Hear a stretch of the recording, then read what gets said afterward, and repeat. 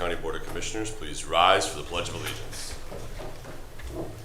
I pledge allegiance To the flag of the United States of America and to the republic for which it stands, one nation under God, indivisible, with liberty and justice for all. Dear God, please bless our meeting today. May our discussions be fruitful, our decisions wise, and our community strong. Amen. Amen. Madam Clerk, roll call, please. Commissioner Plechnik, Present. Commissioner McIntosh, Present. and Commissioner Beveridge. Here. Gentlemen, you have before you the minutes of the regular meeting of May 21st, 2026. Can I have a motion to approve, waiving reading of the same? So moved. Second. Any discussion? Hearing none, roll call, please. Commissioner Plechnik, Yes. Commissioner McIntosh, Aye. Commissioner Beveridge. Aye.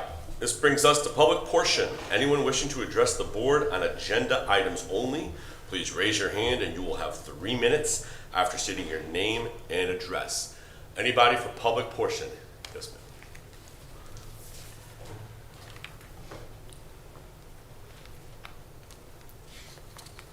ma'am. My name is Cheryl, and I'm from Wickliffe, Ohio. I'm here to address again about the vote that's coming up with the three of you on the owner occupancy credit doubling and the homestead exemption doubling. As I stated last week, it has not only just helped my husband and I on our home that just recently got paid off this past February. I know of other seniors that have the homestead exemption, that it has helped. I would hope that you would take into consideration to vote a yes on this. I understand from last week, Mr. Beveridge, how you broke down about the schools, etc. But I believe it's time that our county commissioners, our legislatures really need to look at the fact, especially with seniors and the others that are eligible for owner occupancy credit.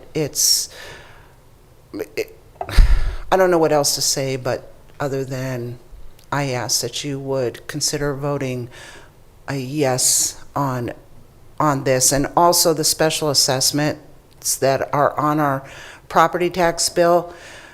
Though we received the owner occupancy credit, it's like as though you took half of that away to put into special assessments. So I'm not quite understanding what that special assessment is. And so I thank you for hearing me and my time. Thank you. Thank you.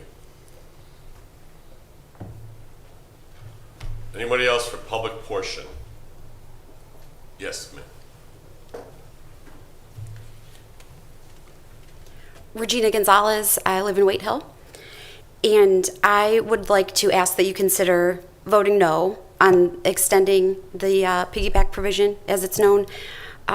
The state just approved a $350 million tax relief for seniors, so I think that is properly being addressed at the state level. Additionally, because the provision doubles the exemption and the credit, I think that you should consider not renewing it because that tax relief already exists in form of the exemption and the credit. This has negatively affected our schools. I'm in the Kirtland School District, and it has affected us greatly, but other school districts have been harmed even further by losing the funding. That was done after we lost funding through the state budget bill last year. So after that, the vote, to approve the piggyback provision was done. So I think that that's something that needs to be addressed at the state level, of course, and our communities are pushing for that as well, speaking to legislators and taking efforts in that respect.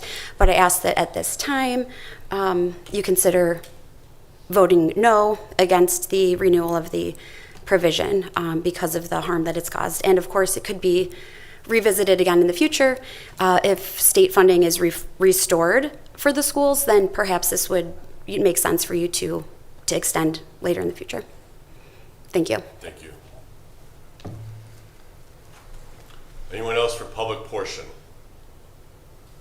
Going once, going twice. Public portion is closed. Madam Clerk, please proceed with resolutions. In the engineer's office, resolution authorizing termination of the State Route 2 General Maintenance Program Agreement between the Board of Lake County Commissioners and the cities of Eastlake, Mentor, Painesville, Wickliffe, Willoughby, and Willowick. So moved. Second. Any discussion? Mr. President, Yes, sir. I think it's important that we clarify any misunderstanding that some might have about the intent behind this resolution. We absolutely value the relationship that we have with all the aforementioned cities, Mentor to Willoughby, in providing a service to our residents and neighbors at a much lower cost. There's an economy of scale to having all the work on Route 2 done through our engineer's office, and we're grateful to Engineer Exley and his staff for that service, and so are the cities.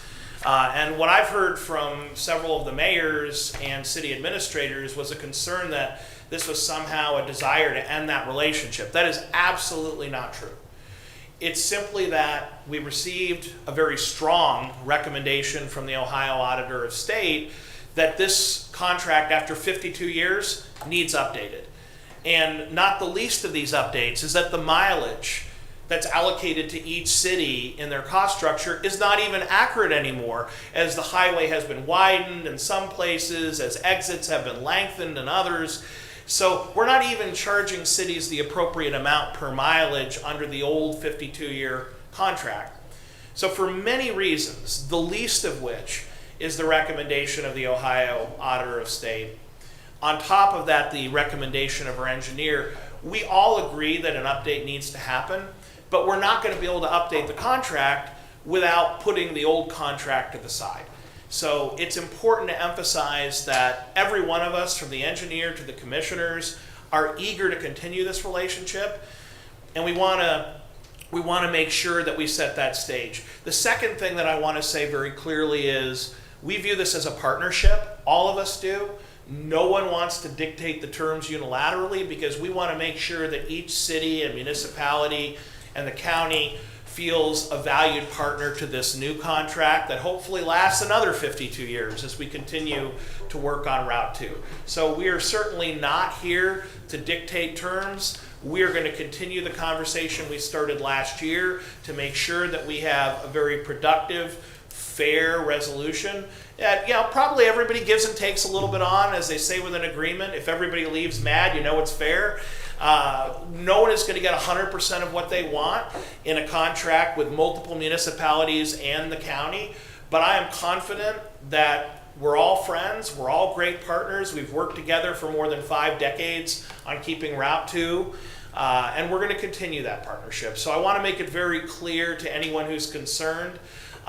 There is no desire on the part of the county to stop this partnership. Quite the contrary, we want to make sure we update the agreement so we can continue it for the foreseeable future and continue to provide the absolute best for the absolute lowest cost. That is the goal of this agreement, and I think we'll see improvements by having a new agreement where we can better meet the expectations of the cities, because this is their opportunity to tell us what they care about the most. Even as we're saying we need to update this, we need to update that, we're learning from them about how we can serve our residents better. So I'm very grateful to the engineer and my colleagues for their hard work. I'm grateful to the city managers and mayors and their councils for their hard work on this. But to anyone who's concerned that we don't want to continue the relationship, let me diffuse that concern. The county absolutely wants to continue the partnership. But as commissioners, we'd be remiss to ignore the Ohio Auditor of State and our county engineer when they both recommend an update to the agreement.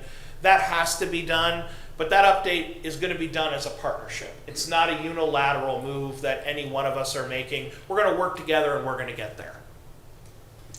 Any other discussion? Yes. I would just like to take a minute to address a couple key aspects. It's something that this is a project I started working on almost as soon as I was appointed back in January. And I took it on because as a county commissioner, I value service across the entire county, and that includes all of the entities. I found a familiarity with some of the players in this conversation, having worked on other countywide initiatives, 911 and local government funds, so I was anxious to get involved with some of the same communities. It's important to me that Lake County be properly served. Over 50 years ago, the municipalities in the county saw that it was a wise idea to consolidate the services with the county engineer in Lake County because the obligation of maintaining Route 2 in those sections is that of the municipalities. And I think it was a very wise decision, recognizing that we could just do it uniformly and nice and across the county. As my colleagues have said many times, we are under strong advisement to redo this contract, and I think it's not a stretch to understand that a contract that was written over 50 years ago may not be dated well for today's world. So we've had to take a look at a number of things, and I think our local communities have some legitimate concerns that we're working on ironing out. And as it often is with these things, it always takes more conversation than you might think to come to an agreement. And in that conversation, we're under pressure because renewing this contract would be another 2-year window, which would put no timeline on resolving this issue. And to that end, I've been speaking with some of the leaders in these communities, and we're prepared to add in a provision that provides some security that if we don't have an agreement reached by near the end of the year, that would see service continue through the winter. So I think that is a concession on our part to try to keep the pressure off and generate an agreement in good spirit, and at the same time providing a level of insurance and not creating chaos in how we bring this to a conclusion in the next few months. I'm very confident that level heads will prevail and that we'll work together to do this. I want to thank Engineer Exley for taking time and energy to put together this contract. It's the commissioners that execute it, but it's the engineer's office and the cities that work on the terms. So I'm committed to meeting with him and the leaders in our communities to make a constructive document that helps them see the service level that all of our residents expect, and that it's a fair and balanced contract. Thank you. A couple things I just want to point out. First of all, I agree with everything that my two colleagues have said. This has nothing to do with tactics or negotiations or anything like that. This is simply us listening to the requests and or advisement of 3 different entities that, as a county commissioner, I typically have to listen to. My county engineer thinks that this contract needs redone. He's the one that does the work. I'm not in the business of going to war with my county engineer yet. I mean, Alan, it may come someday. It's just today's not going to be that day, my friend. And so that's where we're at on how we have to handle, as commissioners, execution of this contract, I should say. Echoing what everybody has said before about working well and the partnership is great, I just want to highlight a couple of things. One, the finances that are being proposed, I'm not going to get into the nitty-gritty details, but suffice to say, if current spending levels of the maintenance being done on Route 2 continue for the next couple of years, the out-of-pocket expense for the cities involved should theoretically go down. So I just want to say that if there's any miscommunication that this contract is somehow harming the 6 municipalities involved financially, in the short term, the way I have seen the numbers and how we've proposed them, actually is going to help and will reduce the out-of-pocket. Now, as costs escalate, which they always do, can't fight inflation, maybe down the road a time comes where that's not the case. It's not going to harm the cities, because once again, it is the municipality's responsibility for the maintenance. But we are using a fund that's been set aside for the municipalities in this county to help augment that cost, and the amount of money that would be going in, like I said, in how we're proposing this contract would accomplish the out-of-pocket potentially being reduced in the short term. The other thing that is accomplished is the lighting project on State Route 2. The proposed contract and the proposed solutions here allow us to replace the lights on State Route 2 without any out-of-pocket expense to the municipalities, which once again The lighting is part of the State Route 2. Responsibility for the maintenance and the infrastructure and all those things falls on the municipalities. Everything that my two colleagues have said, working together, is smarter. This is what I've been preaching since I got here about 18 months ago. Efficiencies of scale, efficiencies while delivering quality services. And so being able to accomplish the contract for the maintenance as well as get the lights done, which I know has been a primary concern of all of us, specifically one of my colleagues. We would have liked to have been able, we were trying to get some grant dollars to be able to implement this project this year so that nobody had to pay for it. That's great, but that didn't happen. And so we now need to have a solution come to us here really quick within the next quarter or so, because I want to make sure that our engineer's office is able to go out and bid the contract and acquire the materials and everything else, so that in 2027, we will be able to do that lighting project. So I get that it's a 52-year contract. I get that, what's the rush, as some have said, of canceling this now. Because of the language in the contract for the 6-month notification, this has to be done now, as well as we need to figure out where we are on the funding solutions for the lighting project, which is all outlined and covered in here.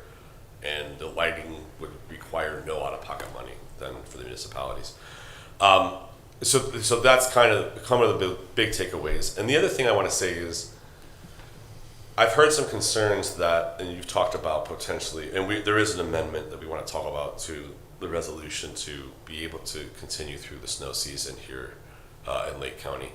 This idea that somehow canceling this contract is going to resolve in safety issues, or might potentially result in a cut in services that would put our residents in jeopardy as they travel up and down State Route 2. I am one commissioner's voice, and I don't get to make unilateral decisions, but I can say there is no realm, there's no world where I would consider allowing services to be cut that would potentially put residents at harm. Do we need to get a deal done? Yes.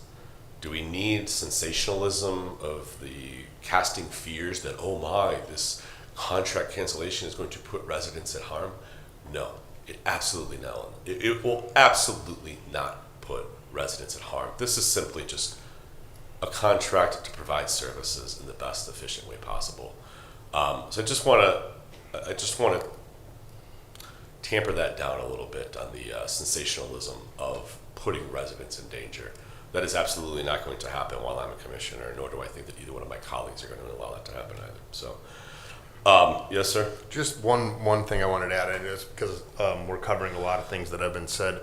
I think we need to be clear that the county has looked at, there are no more permissive vehicle license tax opportunities. Correct. We do not have the opportunity to, I already know how, well, I've won for sure, and I think both of my fellow commissioners feel about raising taxes, but we don't have the opportunity to create more funding for this, so we are at the same point that Commissioner Beveridge talked about with the standpoint, and we don't see, this contract is predicated on the run rate of what it has cost the cities the last few years, so short of any major changes, we don't see this as being anything that increases their cost, only over time as inflation takes hold and that sort of thing, so thank you. All right, anything else before I make an amendment here? No.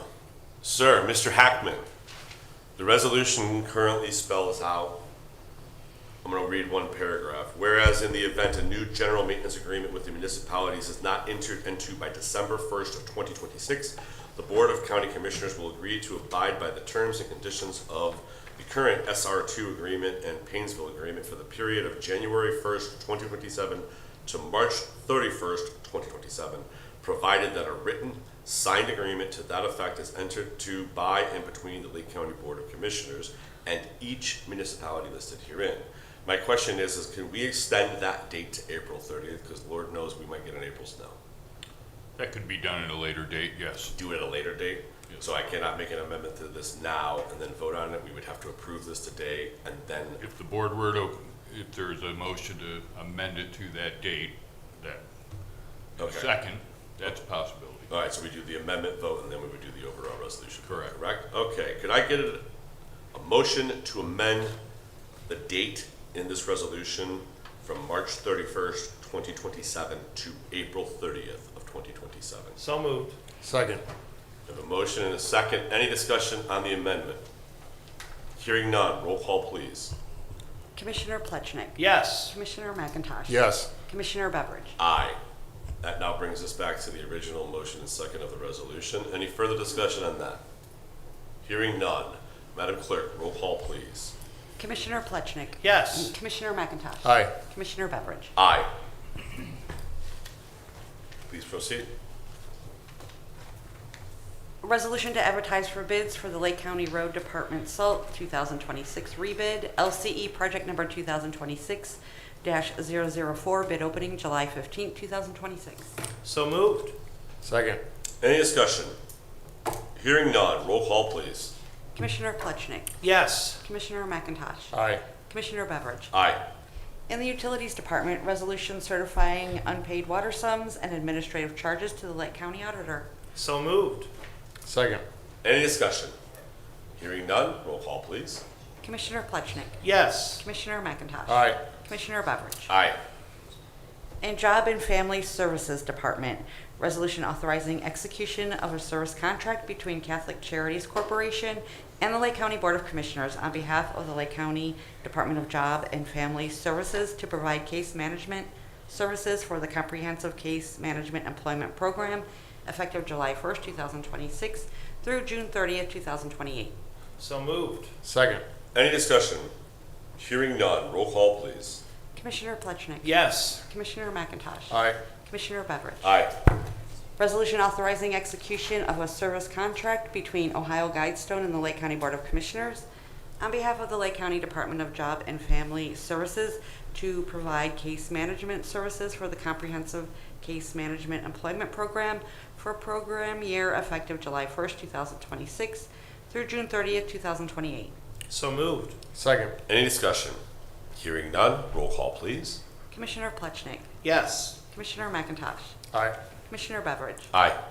Resolution authorizing execution of a service contract between United Labor Agency Incorporated and the Lake County Board of Commissioners on behalf of the Lake County Department of Job and Family Services to provide RESEA services at Ohio Means Jobs Lake County in the amount of $202,224.55 effective July 1st, 2026 through June 30th, 2028.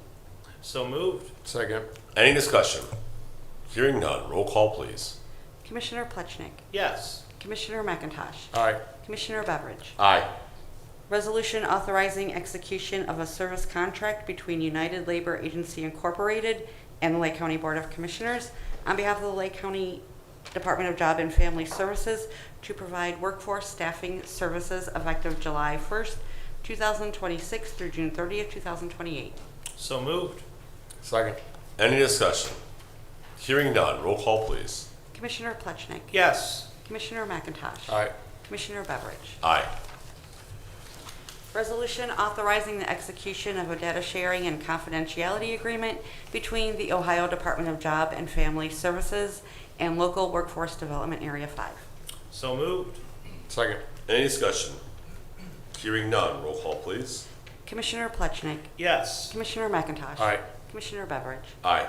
In the Commissioner's Office, resolution authorizing the Board of Lake County Commissioners to enter into and/or renew cooperation agreements with the various municipalities and villages in Lake County for the utilization of funds made available by the U.S. Department of Housing and Urban Development under the Community Development Act of 1974 as amended. So moved. Second. Any discussion? Hearing none. Roll call, please. Commissioner Plechnik. Yes. Commissioner McIntosh. Aye. Commissioner Beveridge. Aye. Resolution amending the resolution reappointing Robert L. Moore as a member of the Board of Trustees of the Lake County Library District from a 7-year term to a 4-year term commencing March 24, 2026 and expiring March 23, 2030. So moved. Second. Any discussion? Mr. President, Yes, sir. just to clarify, we're not trying to cut the term of Mr. Moore, but state law has changed the term of library trustees, and so we are amending our resolution to reflect that. Thank you, sir. Roll call, please. Commissioner Plechnik. Yes. Commissioner McIntosh. Aye. Commissioner Beveridge. Aye. Resolution amending Lake County Board of Commissioners regular meeting schedule beginning May 7, 2026. So moved. Second. Any discussion? Hearing none, roll call please. Commissioner Plechnik. Yes. Commissioner McIntosh. Aye. Commissioner Beveridge. Aye. In the Finance Department, resolution approving payment of bills as listed on the Commissioner's Approval Journal in the amount of $3,195,535.44. So moved. Second. Any discussion? Hearing none, roll call please. Commissioner Plechnik. Yes. Commissioner McIntosh. Aye. Commissioner Beveridge. Aye. Resolution approving purchase orders as listed on the Commissioner's Purchase Order Approval Journal in the amount of $365,039.35. So moved. Second. Any discussion? Hearing none, roll call please. Commissioner Plechnik. Yes. Commissioner McIntosh. Aye. Commissioner Beveridge. Aye. Resolution increasing appropriations for various non-general fund accounts. So moved. Second. Any discussion? Hearing none, roll call please. Commissioner Plechnik. Yes. Commissioner McIntosh. Aye. Commissioner Beveridge. Aye. Resolution transferring appropriations within various general fund accounts. So moved. Second. Any discussion? Hearing none, roll call please. Commissioner Plechnik. Yes. Commissioner McIntosh. Aye. Commissioner Beveridge. Aye. That brings us to departmental reports. Utilities. Thank you, Commissioner. I just want to let you know, we have scheduled an information meeting for the Girdle Road water line east of State Route 608 for June 30th, Tuesday, June 30th at 6:30 p.m. So we'll provide some information to the residents there, and then we'll come back with the results and figure out how to go forward. Okay.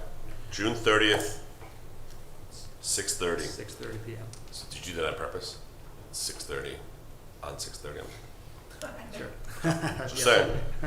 I'm just writing it down now and it's occurring to me. I am not that good. All right. Mr. President? Yes, sir. I just want to make sure that at this informational meeting, we have a special focus on all of the various grant opportunities that you've reviewed, because I know that there's a concern of the residents that there's money being left on the table. A, I want to make sure that's not true, and B, to the extent that we've done our homework and a grant is or is not available, we want to make sure that that information is shared so that people know really what the cost will be.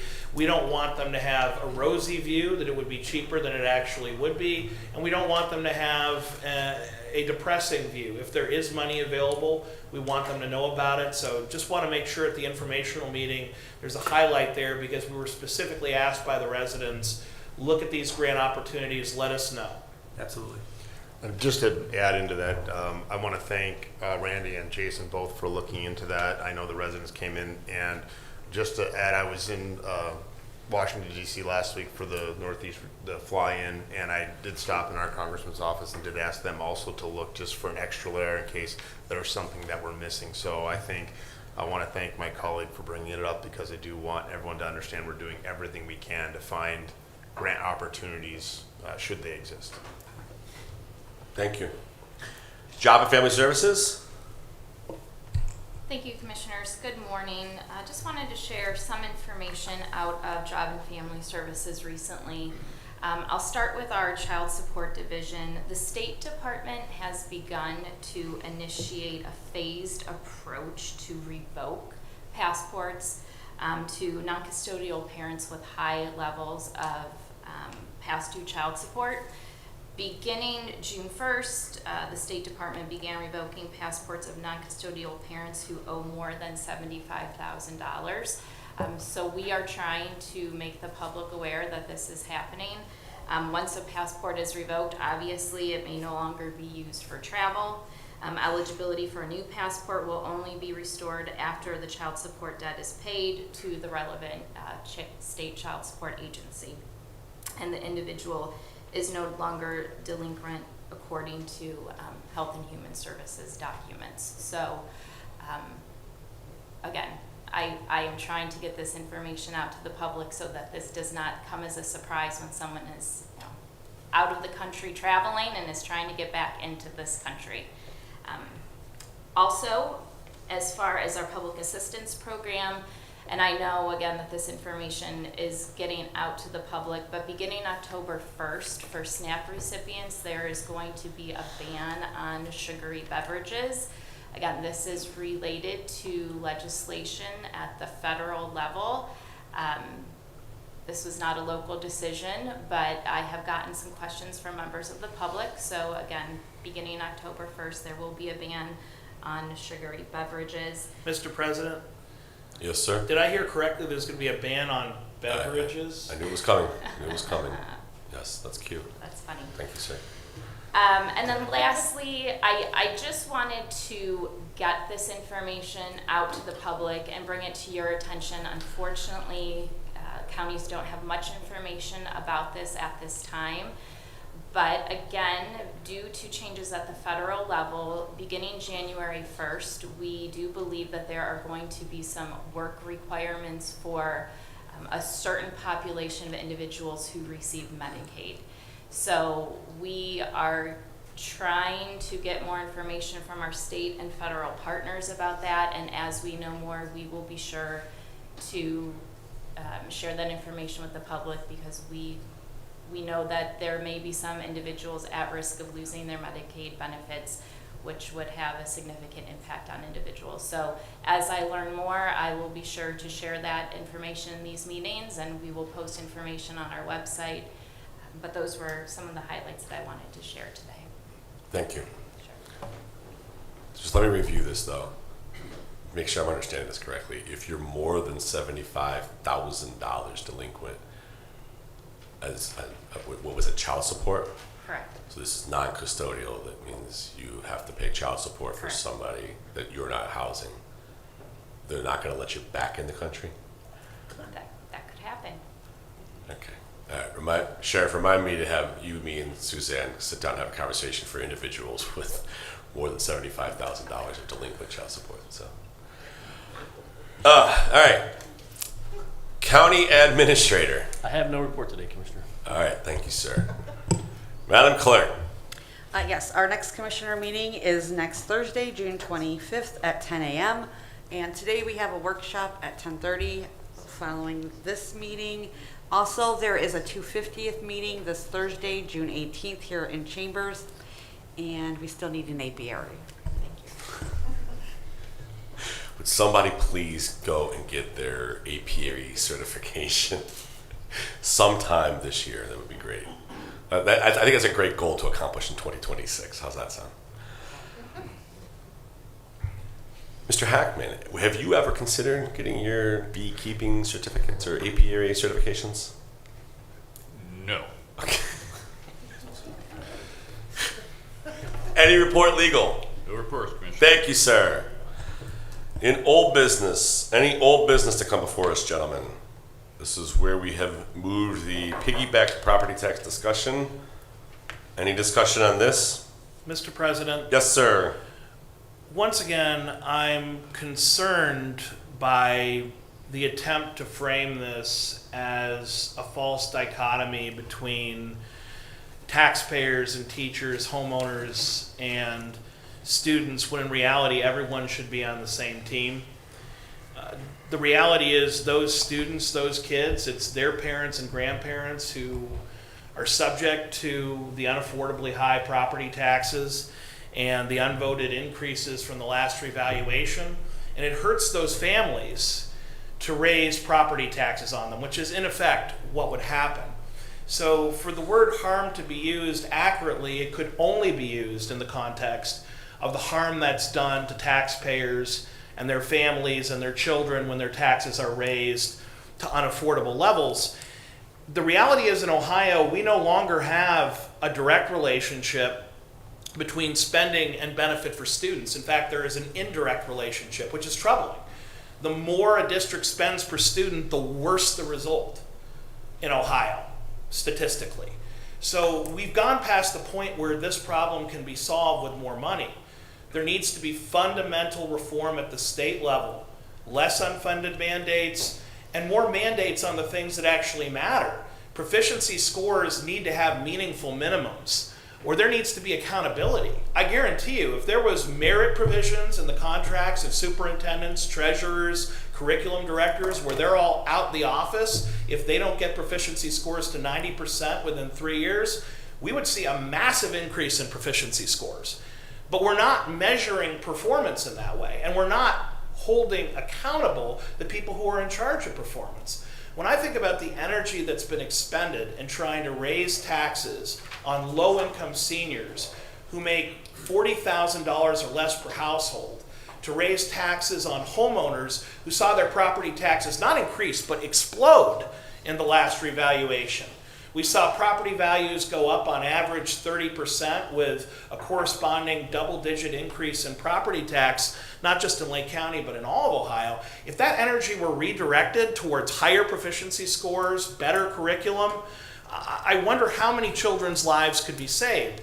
I want to take public schools completely out of the politics business. I want to take them out of the funding business. They should not be talking about their budget other than to run their budget efficiently. It is time wasted that should be spent on the children and their education. And that is why, and I've said it before, but it bears repeating, that is why our founding fathers and mothers so wisely stated in the Ohio Constitution, Article 6, Section 2, that it is the responsibility of the state legislature to fund the common schools. Because when you make it a political morass and you pit school board members against seniors, and you pit superintendents against families and their children because they're desperate to fund their budget, and they don't really care if they're taking out of the hide or the very community they're supposed to serve. When they say we're worried about the harm to our budget, but they don't think about the impact to the kitchen table budget of the families that are in those schools. I mean, $500 to a public school system with a multi-million-dollar budget is nothing. $500 to a senior could be life or death. So if we're going to talk about harm or relative impact, there's no comparison in the harm that occurs to the homeowners and seniors when their taxes are increased. And while the state legislature in their infinite wisdom has decided to give a one-time increase to the homestead exemption next year of roughly $500, that is nowhere near enough to make up for the increase in values and taxes that have already occurred, and it's so temporary. At the end of the day, any second, I won't even say minute, any second that a superintendent or school board member wastes on politics harms the lives of our children, because they should be 1,000, not 100%, 1,000% focused on education. The state legislature needs to fund the public schools. There needs to be massive property tax relief for our seniors and all homeowners, and it is not inconsistent to care about the public school and the public that they're supposed to serve. In fact, that's the point. And the way we get better results is not by throwing more money at the problem and saying, if you can't afford, sell your house and leave. That's how Ohio, Lake County, that's how any community dies. If we really care about one another and we actually care about public schools and want them to continue 10, 20, 30 years from now, we have to recognize that if we leave the status quo as it is, we will price ourselves out of the market, and we will not address the concerns of current students to the point where more and more parents and children will migrate outside of public schools. That's not a future I want to live in. I've had 2 siblings who've taught in public schools, who are currently administrators in public schools. I care about their future. And there is no future if we say it's got to be paid for on the backs of seniors and homeowners. If you say that, they'll say we can't afford it, and public schools will slowly, maybe even quickly, pass away. I don't want to live in that future. I want to preserve public schools. I want to follow the Ohio Constitution, and that requires directing our ire at the people who caused the problem, which are our friends in the state legislature that are not following the Ohio Constitution. But I will not give praise to a school superintendent who spends 1 hour, 1 minute, 1 second on politics when they should be 1,000% focused on our children's education. If you have a single kid in your school that can't read, go tutor them one-on-one.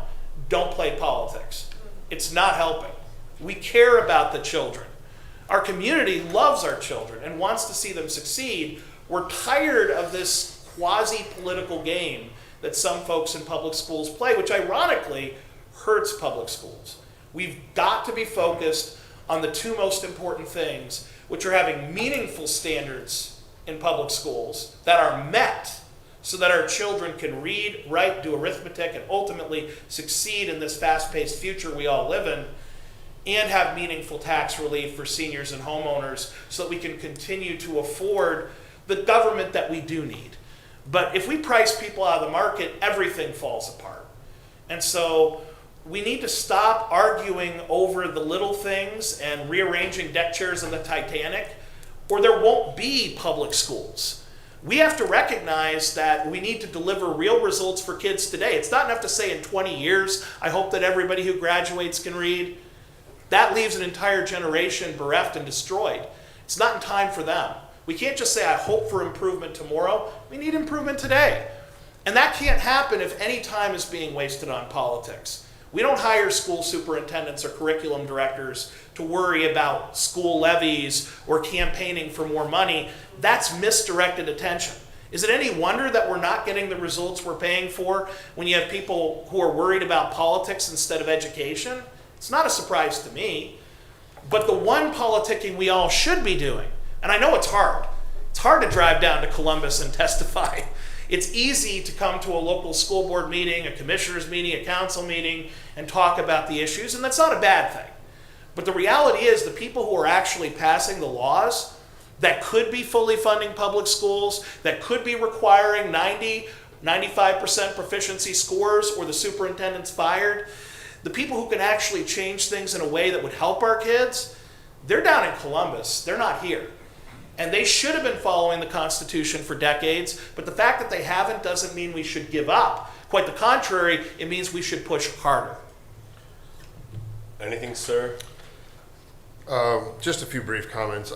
I want to just say I appreciate the conversation that we've had amongst this board and some of the information shared. I appreciate folks coming forward to share their thoughts. We've received emails and phone conversations and continue to have conversations with everybody about this difficult issue.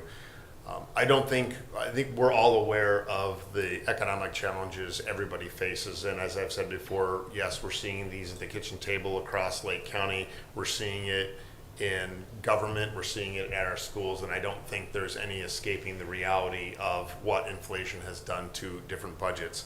I think the other interesting piece is the reality of what the actions that the state legislature has taken and brought this issue to county commissioners. Something that I question is whether this should be, I think, to echo my colleagues' comments about schools and the state legislature, I wonder if this isn't a better conversation at the state legislature level and not one to be had at the county. It's just difficult because these exemptions are small, they're impactful to our school districts, but the influence we wield on them, it's a smaller part of what the schools have to deal with, and so we are put in the middle. We're put in a difficult spot and being drug into the issues that face the schools. And I agree, we do value the quality of schools in Lake County. I think when you take a look at the levies that are voted upon in these districts, the will of the voters, it's overwhelming that people in Lake County care about the quality of their schools. And it's just unfortunate the way that the property tax system has evolved over the last 30 years that's placed more and more of that burden on the residential taxpayers. I also want to give credit to the state legislature for some of the things that they've done to address those issues, to remove the emergency remove the emergency levies from the 20 mil floor conversation to do the caps.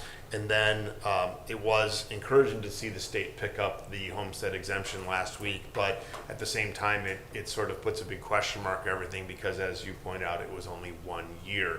So as you sit here and take a look at school funding and the situation in Lake County, while it looks like that was a bit of a lifeline, it's a big question mark to a point of will it continue, and that certainly weighs into the decision that we have to make. So I think this is a good conversation. I've continued to talk with schools and residents, and we'll be doing that until our vote next week. Thank you. Before I get into the actual piggybacks, I just want to address the conversation of performance versus funding, and this philosophy of we're not getting the bang for our buck, and that we're not getting the schools that we spend the most money in are having poorer results than others. And this is something that I've been saying, and I brought it up last week when I talked about the fact that they underfunded education for so long. They have not kept up with inflation. If you look at the report that came out looking at 2000 through 2022, they did not keep up with simple CPI inflation. If you look at 2009 through 2023, which by the way is 14 years, so that's K through 12 and a year of preschool, right? So somebody coming into preschool in 2009 has been underfunded until they get to their senior year. They went up their contribution, their spending to the system went up by 22.8%, and CPI, which as we know is a government made up number that I promise you they're never going to reflect real life inflation, because so many things are tied to CPI, increases in Social Security, pensions, yada, yada, yada, right? They are always going to deflate the inflation figure of CPI. Real life inflation is so much more. But the schools over that 2009 to 2023 put in increased by 22.8. CPI was 42. They didn't keep up with CPI. And you can't underfund the schools for that long and then say, well, look at the test scores. Look at the test scores. They're not keeping up, right? Like, an arsonist cannot set the fire, put out the fire, and then get credit for being a firefighter. And they have caused the problem in the performance of our schools. And let me say the other uncomfortable truth that nobody wants to admit. Communities that care about education have well-performing schools. Communities that don't care about education do not have well-performing schools, no matter what the money is. Performance does not always track money when it comes to schools. But those communities, like we have here in Lake County, care about their education, and they're trying to advocate the best way they can. And so there's a lawsuit out there right now about the voucher program. I'm not going to get into that. I want to see the lawsuit against the state for not funding public education. Like, why hasn't that happened? And I guess you got to go to the legislators and petition them and see if they're going to do it. I say again, 99 state reps, 33 state senators. Their contribution to education in the state is 37%, according to the CUP report. Our contribution at the local level is far more. And that 37% by fiscal year 2027 is projected to go to 32%. They're not doing a third of the funding. So if it is constitutional, which I now debate, I doubt it. I know it's written, but if it's not enforced, then who cares? A law that isn't enforced, I don't know if that's much of a law. If it is a law that the states are to provide for education, why are we not questioning that they're not? And I talked about the fact that they are not keeping up with inflation, whether it be CPI or wage inflation or any of that. And so the underfunding of schools at a state level is the problem, is the core of the problem, which has rolled into the other things that we've talked about on local property taxes, cutting of the local government fund, et cetera, et cetera. I had the opportunity to be on a panel discussion with our ESC and some superintendents last week. And we talked about, I feel that the piggybacks were potentially intended to pit county commissioners against their other local elected leaders. Certainly the opportunity to pit the county commissioners against their schools. And that is the conversation that is being had right now in this county and in some others about the county commissioners adversely affecting their schools. And I get why. When the Constitution says I'm supposed to pay for schools and I'm only putting in 37%, it's easy to go, oh, look over here, look at that fight, look what they're doing, and not acknowledge the problem in the room, which is over here. And so my problem is I reminded myself on this conversation, I am a Lake County Commissioner. I was elected by Lake County residents. And I've said it at that meeting and I'll say it again, I don't know that I care about the other 87 counties. But in my county, we are putting in over $100 million more in local property taxes than the state does. Over $100 million.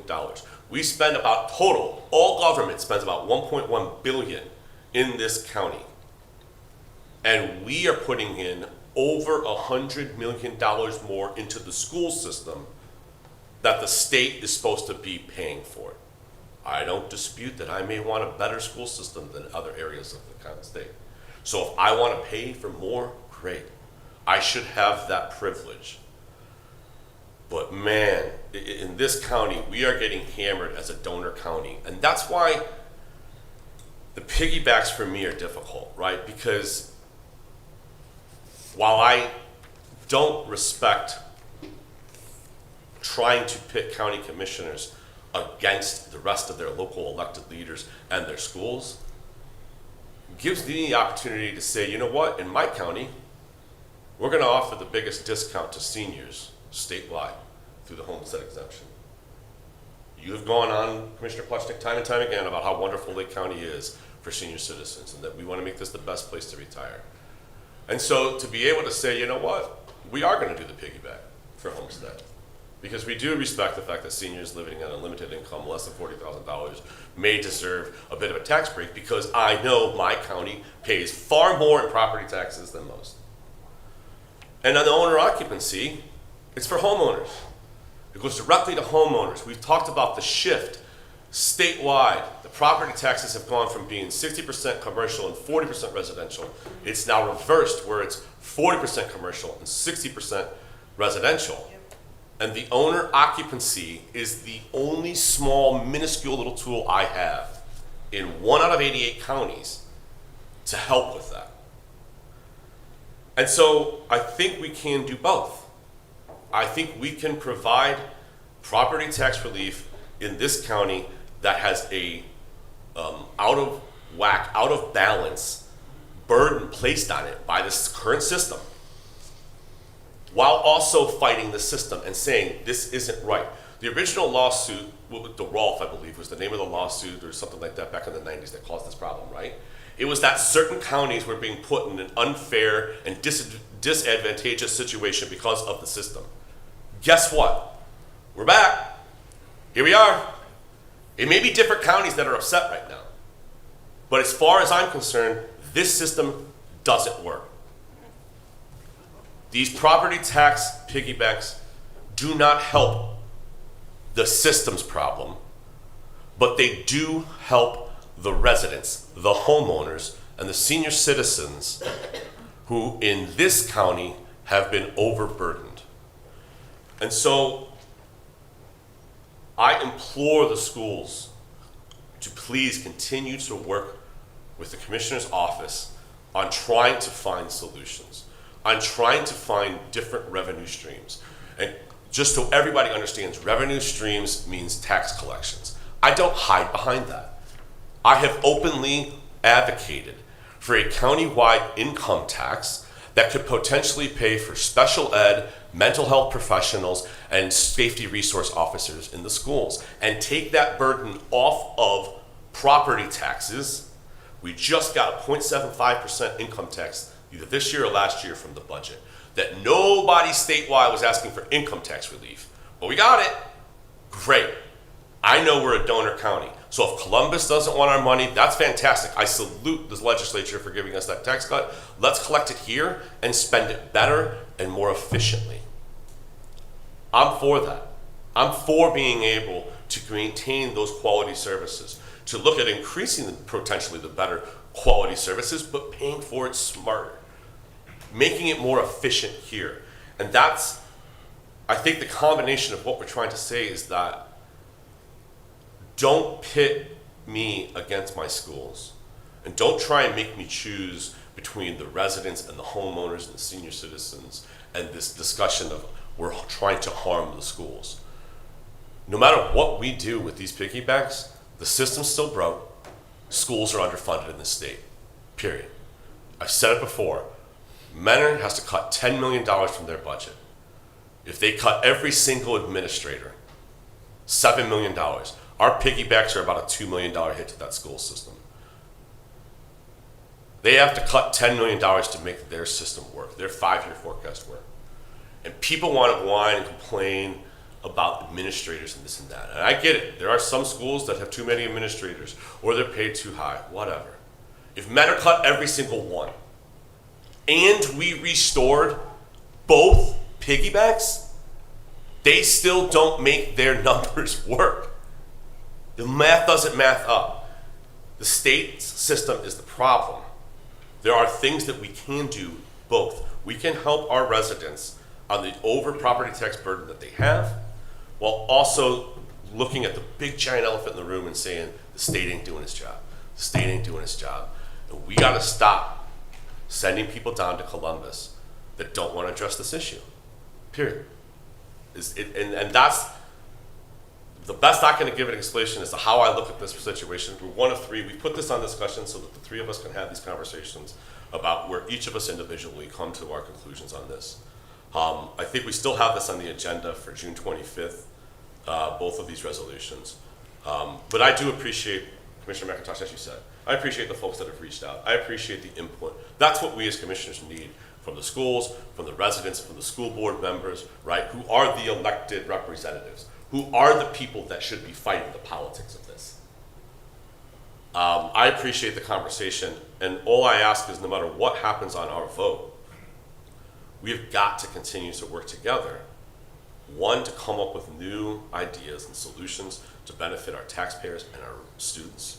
As you said, that is the most important part of this conversation that hardly ever gets talked about, is how children and families are being punished because of the system. And two, to work together to go to Columbus and demand that this be addressed. Any other discussion on this topic? Any other old business to come before us? Seeing none, any other new business? With that, I will entertain a motion to adjourn. There will be a workshop following this, let's say at 11 o'clock. Can I get a motion to adjourn? So moved. Second. Any discussion? Hearing none, roll call please. Commissioner Plechnik, Yes. Commissioner McIntosh.